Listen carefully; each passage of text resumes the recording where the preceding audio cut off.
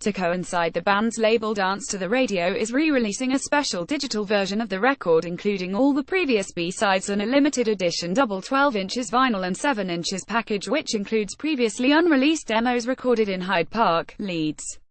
Rob Chadwick spoke to the Rothwell Band singer Matt Bowman. "You had one of the best standout performances alive at Leeds this year.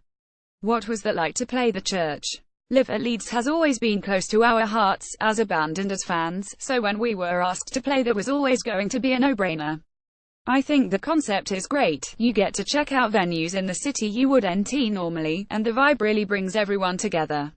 As for the church, well, what a venue, it's a glorious setting and really does fit within the city, plus the sound system is great. We had a really good laugh with the audience and I even managed to get a crowd surf in there. Did you feel as though the venue came around at the right time?"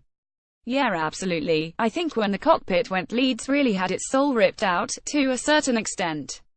The church, although it's totally different, has brought something new to the city that gels well with the more corporate venues.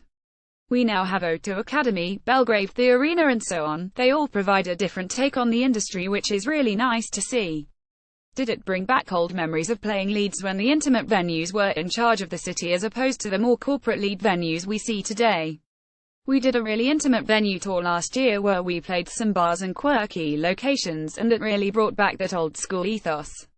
We really wanted to recapture that essence with the fans. It's really important, I think, to have those grassroots venues and events in today's market. It's now 10 years since your debut album which went wild back in 2007. You must be proud that the album is still on people's playlists after all this time. You know that album caught us so off guard. We knew it was going to be special to us, and reach out to a few folk, but never did we think it would go to the level that it did. It kept bouncing in and out the charts and we didn't really know how to take it at first. Every time we performed at a festival it just seemed to resonate with the audience that bit more, or when someone had a barbecue they used to blast it out full pelt. You know, we got a bit lucky, but we are really proud it has stood the test of time. Tell us about the shows you have and, of course, the two in Leeds. You know, I couldn't believe when I found out. We sold the first one out in a day or so, I think, and announced the second one.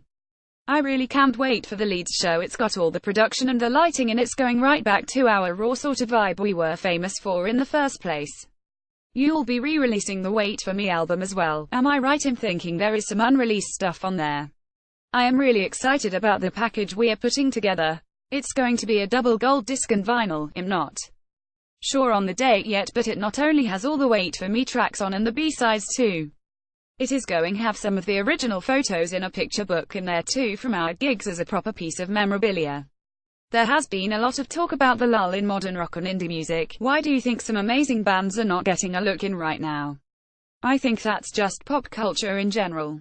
It's now a very wide market for the pop side of things, that's where the money is, and not for the bands who travel up and down the country living out of their own pocket.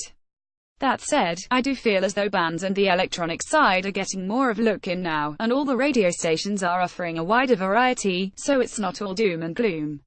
Like Liam Gallagher said though, plug those guitars in because they do actually work, you know.